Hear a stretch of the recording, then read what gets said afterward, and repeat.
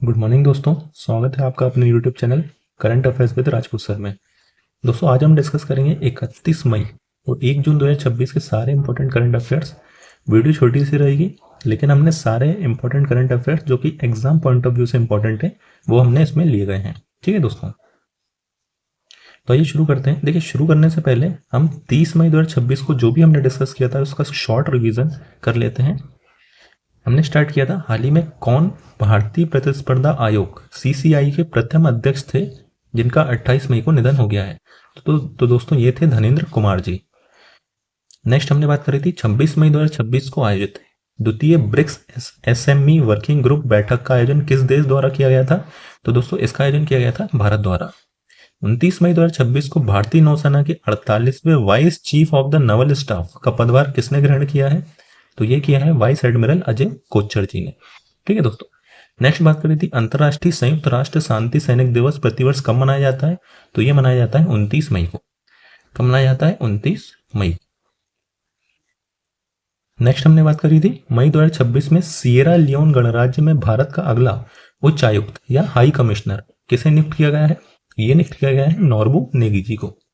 Next बात करी थी स्क्रिप्स नेशनल स्पेलिंग बी 2026 का खिताब किसने जीता है?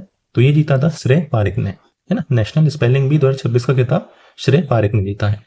नमूना पंजीकरण प्रणाली एसआरएस सांख्यिकी रिपोर्ट 2024 के अनुसार भारत की कुल प्रजनन दर या फर्टिलिटी रेट कितनी है? तो ये है 1.9। ठीक है। राष्ट्रपति द्रौपदी मुर्मू द्वारा प्रतिष्ठित राष्ट्रपति पुलिस कलर से किस पुलिस बल को सम्मानित किया दोस्तों? तो ये किया है सिक्किम पुलिस द्वारा। लास्ट हमने बात करी थी भारतीय रिजर्व बैंक आरबीआई पायलट परियोजना के तहत किस प्रकार के मुद्रा या नोट शुरू करने पर विचार कर रहा है? तो ये शुरू कर रहा है पॉलीमर बेस्ड नोट, है ना, मतलब प्लास्टिक बेस्ड नोट। अब हम डिस्कस करेंगे 31 मई और 1 जून के करंट अफेयर्स के बारे में। तो आइए शुरू करते हैं। देखिए, आईपीएल 2026 का खिताब हाल ही में किस टीम ने जीत लिया दोस्तों? तो ये जीता है रॉयल चैलेंजर बेंगलुरु ने। ठीक है, किसने जीता है? रॉयल चैलेंजर बेंगलुरु ने। इससे रिलेटेड कुछ फैक्ट्स देख लेते हैं। आरसीबी ने आईपीएल 2026 का खिताब जीता है। किसको हरा के जीता है दोस्तों? ये जीता है गुजरात टाइटन को, है ना, पता होना चाहिए आपको। गुजरात टाइटंस को 5 विकेट से हराया है। अच्छा, ये मुकाबला कहां पर आयोजित हुआ था? नरेंद्र मोदी स्टेडियम, जो कि अहमदाबाद में है। आरसीबी ने लगातार दूसरा आईपीएल खिताब जीता है। अच्छा, आरसीबी टीम के कप्तान आपको पता होना चाहिए रजत पाटीदार। क्या नाम है? रजत पाटीदार। वही इंपॉर्टेंट ये था कि विराट कोहली ने नाबाद 75 रन की पारी खेली, है ना। तो आरसीबी ने जो खिताब जीता है उससे रिलेटेड इतने इंपॉर्टेंट फैक्ट्स आपको पता होना चाहिए। नेक्स्ट बात करते हैं मई 2026 में भारत का पहला स्काई कास्ट सिस्टम किस हवाई अड्डे पर स्थापित किया गया है? इन May 2026 India's first sky caste system was installed eight which airport? तो दोस्तों ये इंस्टॉल किया गया है Indira Gandhi international airport new Delhi में। ठीक है। अच्छा, क्या है ये sky caste system? Sky caste system real time विमानन मौसम निगरानी एवं पूर्वानुमान देगा। मतलब रियल टाइम में किस प्रकार का मौसम है, वेदर की पूरी मॉनिटरिंग, फ्लाइट जब टेक ऑफ करेगी तो उसमें किस प्रकार का मौसम है, कैसी हवाएं चल रही हैं, इसका पूरा real time analysis sky caste system देगा। और इसको कहाँ पर इंस्टॉल किया गया है? इंदिरा गांधी इंटरनेशनल एयरपोर्ट नई दिल्ली में। ठीक है दोस्तों, और इंपॉर्टेंट ये है कि स्काई कास्ट तकनीक अपनाने वाला भारत विश्व का 19वां देश बन गया है। कौन सा? 19वां देश। तो ये काफी इंपॉर्टेंट सिस्टम है जो कि Indira Gandhi international airport new Delhi में स्थापित किया गया है। नेक्स्ट प्रश्न की बात करते हैं। हाल ही में वित्तीय सेवा विभाग डीएफएस द्वारा कौन सा पोर्टल लॉन्च किया गया है? Which portal has recently been launched by the department of financial services?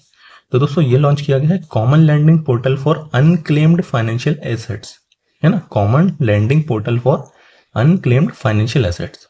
अच्छा, ये किस प्रकार का पोर्टल है?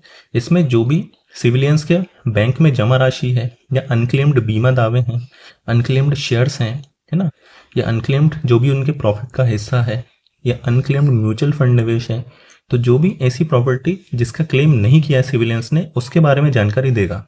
क्या नाम है पोर्टल का? Common landing portal for unclaimed financial assets. ठीक है दोस्तों, अगले प्रश्न की बात करते हैं। ताइपे कैपिटल कप 2026 में भारत ने कुल कितने पदक या पुरस्कार जीते हैं? How many total medals awards did India win at the Taipei capital 2026? तो दोस्तों ये जीते हैं 5 अवार्ड। भारत की ओर से ताइपी कैपिटल कप में 5 अवार्ड्स जीते गए हैं। अच्छा, 5 अवार्ड्स में से 2 तो रजत मतलब सिल्वर मेडल है, और 3 जो है मेरिट अवार्ड है। कौन से? Merit award. अच्छा, मेरिट अवार्ड क्या होते हैं? मेरिट अवार्ड मतलब, मेरिट अवार्ड में मतलब जो भी खिलाड़ी अपना प्रदर्शन तो उच्च स्तर का देता है लेकिन पदक जीतने में नाकाम रहता है, तो उसके परफॉर्मेंस बेसिस पर, उस खेल के लिए जो उसने परफॉर्मेंस दी, बेहतर परफॉर्मेंस, उसके लिए उसे मेरिट अवार्ड दिया जाता है। तो भारत को 3 मेरिट अवार्ड मिले हैं और 2 सिल्वर मेडल दिए हैं। इस प्रकार के 5 पदक और पुरस्कार जीते हैं। कौन से खेल में? ताइपी में, जो जो हाल ही में स्पोर्ट्स हुआ है। वहीं मुस्कान ने पेंटिंग एंड डेकोरेटिंग श्रेणी में सिल्वर मेडल जीता है, और अर्जुन सुमाती, विजय भास्कर ने, इन्होंने मोबाइल एप्लीकेशन डेवलपमेंट श्रेणी में सिल्वर मेडल जीता है। ठीक है दोस्तों, अगले प्रश्न की बात करते हैं। हाल ही में भारतीय हज मिशन को कौन सा पुरस्कार प्रदान किया गया है? Which award has recently been conferred upon the Indian Haj mission? तो दोस्तों ये दिया है लवायतम अवार्ड। कौन सा दिया? लवायतम अवार्ड। अच्छा, क्यों दिया जाता है? देखिए, हज के दौरान जो भी यात्री जाते हैं उनके लिए बेहतर व्यवस्था स्थापित करना, समन्वय स्थापित करना, है ना, संचार की सेवाएं अच्छे से उपलब्ध कराना, ये सारी चीज़ों को देखते हुए लवायतम अवार्ड्स दिया जाता है। और किसके द्वारा दिया जाता है? सऊदी मिनिस्ट्री ऑफ हज and Umrah. Saudi ministry of हज एंड उमराह को इस बार 2 लवायतम अवार्ड्स मिले हैं भारतीय हज मिशन को। ठीक है दोस्तों, अगले प्रश्न की बात करते हैं। हिंदी पत्रकारिता दिवस प्रत्येक वर्ष कब मनाया जाता है? When is Hindi journalism day observed every year? तो ये मनाया जाता है दोस्तों प्रत्येक वर्ष 30 मई को। 30 मई को हिंदी जर्नलिज्म डे मनाया जाता है। अच्छा, क्यों मनाया जाता है?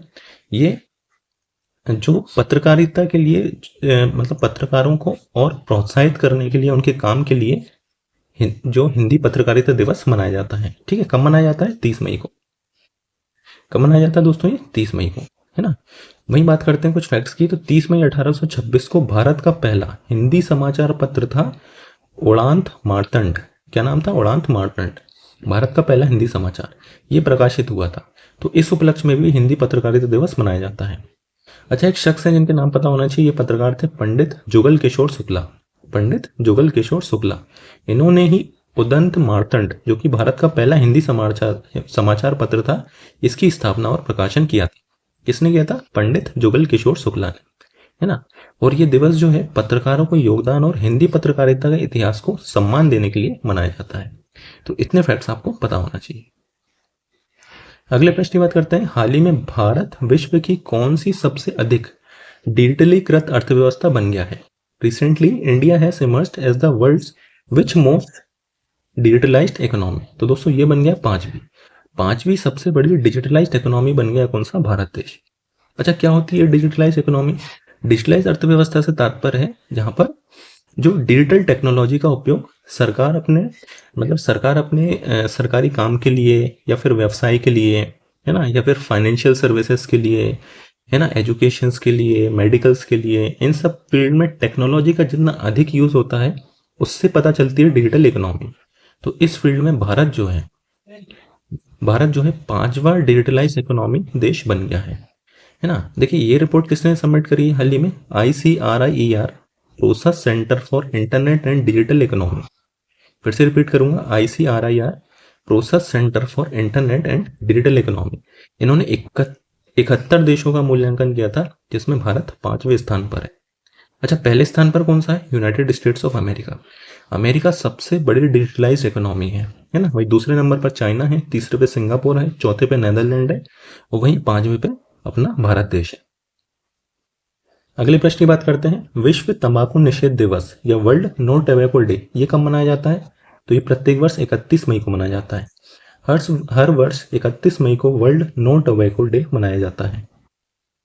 अच्छा, इस वर्ष की थीम क्या थी? थीम इंपॉर्टेंट रहती है हर डेज की। Unmasking the appeal, countering nicotine and tobacco addiction. Unmasking the appeal, countering nicotine and tobacco addiction. अच्छा, क्यों मनाया जाता है ये? है ना, इसका मुख्य उद्देश्य होता है कि तंबाकू और निकोटीन के दुष्प्रभावों के प्रति जागरूकता फैलाना, लोगों को जागरूक करना। ठीक है दोस्तों, अगले प्रश्न की बात करते हैं। हाल ही में प्रथम स्ट्रेटेजिक इन्वेस्टमेंट प्लान को लागू करने वाला पहला राज्य कौन सा बन गया है? Which state has recently become the first in India to operationalise the first strategic investment plan? तो ये बन गया है आंध्र प्रदेश। आंध्र प्रदेश पहला ऐसा देश, ऐसा राज्य बन गया है जिसने स्ट्रेटेजिक इन्वेस्टमेंट प्लान लागू किया है एसीटीयू योजना के अंतर्गत। अच्छा, क्या है प्रधानमंत्री सेतु योजना? इसमें जो आईटीआईज हैं, मतलब इंस्टीट्यूट ऑफ टेक्नोलॉजीज, जो आईटीआईज होते हैं, है ना, आईटीआई, उनका उन्नयन, मतलब उनको डेवलप करने के लिए या उन्हें उद्योगों की आवश्यकताओं के अनुरूप बनाना, इसलिए स्ट्रेटेजिक इन्वेस्टमेंट प्लान लागू किया है कि इसको, जो भारत में नहीं एक्चुअली, हाँ वैसे तो भारत की ही योजना है ये, और भारत में जो आईटीआईज है ना, उनका किस प्रकार डेवलपमेंट किया जाए और उनको जो इंडस्ट्रियल नीड है उसके अनुरूप किस प्रकार बनाया जाए, इस उद्देश्य से एक स्ट्रेटेजिक इन्वेस्टमेंट प्लान बनाया गया है। ठीक है दोस्तों, अगले प्रश्न की बात करते हैं। हाल ही में गोवा ने अपना कौन सा राज्य स्थापना दिवस मनाया है? Which statehood day did Goa recently celebrated? तो दोस्तों ये मनाया है 40वां। हाल ही में गोवा ने 40वां स्टेटहुड या फिर स्थापना दिवस मनाया है। अच्छा, स्थापना की बात हो रही तो कब स्थापना हुई थी? 30 मई 1987 को गोवा भारत का 25वां राज्य बन गया था। ठीक है दोस्तों, और इस वर्ष 40वां अपना राज्य स्थापना दिवस मनाया है गोवा ने। अगले प्रश्न की बात करते हैं। हाल ही में सीपी ग्राम्स एआई सक्षम वॉइस चैटबॉट समाधान दीदी किसने लॉन्च किया है? हु रिसेंटली लॉन्च था CP grams AI enabled voice chatbot समाधान दीदी? तो ये लॉन्च किया है जितेंद्र सिंह ने। ठीक है, जितेंद्र सिंह जो कि साइंस एंड टेक्नोलॉजी मिनिस्टर है, इन्हीं के द्वारा समाधान दीदी ऐप लॉन्च किया गया है। अच्छा, क्या करेगा ये एप्लीकेशन? ये एप्लीकेशन जो भी गवर्नमेंट ग्रीवेंस होती हैं, है ना, सरकारी शिकायतें होती हैं, उसका अपडेट देगा। दर्ज करने के बाद उसकी क्या स्थिति है उसको बताने में ये सक्षम रहेगा। क्या नाम है इसका? समाधान दीदी। ठीक है दोस्तों। अच्छा, शुभारंभ किसने किया? जितेंद्र सिंह, जैसे कि हमने बात करी। वो जितेंद्र सिंह वर्तमान में साइंस एंड टेक्नोलॉजी या विश्व विज्ञान एवं प्रौद्योगिकी तथा पृथ्वी विज्ञान मंत्रालय के स्वतंत्र प्रभार वाले केंद्रीय राज्य मंत्री हैं। ठीक है दोस्तों, कौन? जितेंद्र सिंह। तो दोस्तों ये की थी आज की सारी महत्वपूर्ण करंट अफेयर्स। वीडियो अच्छी लगी तो लाइक सब्सक्राइब जरूर करें। Thank you.